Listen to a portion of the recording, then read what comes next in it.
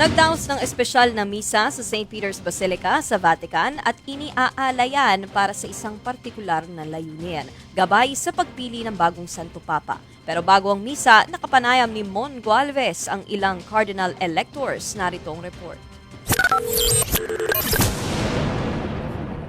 Hanggang sa huling sandali bago ang conclave, nananatiling mailap sa media ang mga kardinal na nakitang lumalabas mula sa Synod Hall. Galing sila noon sa kanilang huli at ika-12 General Congregation. Sekreto!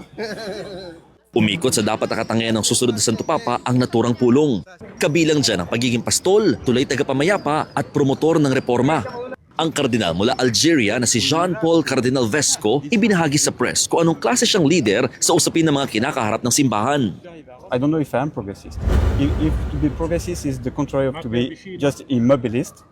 So I am progressist and I prefer this. If tradition is not, we don't move anything, I'm not traditionalist. But I like tradition. And I want that the church go on. Nilinaw din ni Cardinal Vesco na walang paksyon sa mga kardinal para sa mangyayaring botohan. Each cardinal has his own feeling, opinions, and of course, but it's very fraternal. And yes, of course, we heard each other, we listened to each other. Of course, we heard the different feeling, opinion, but it's not a fight, it's not camps, it's not what you could imagine. It's not that. Hiling niya, huwag daw pangunahan ng publiko kung sino ang magiging susunod na Santo Papa. Mas magandang, huwag daw mag-overthink.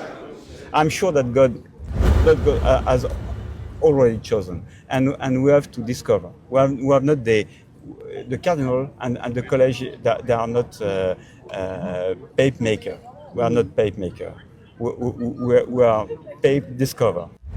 Sa ngayon daw, handa na sila sa paghalal ng susunod na lider ng Simbahang Katolika. Panawagan pa rin niya sa lahat, mas mag-focus sa pag-alay ng panalangin sa paghirang ng bagong Santo Papa.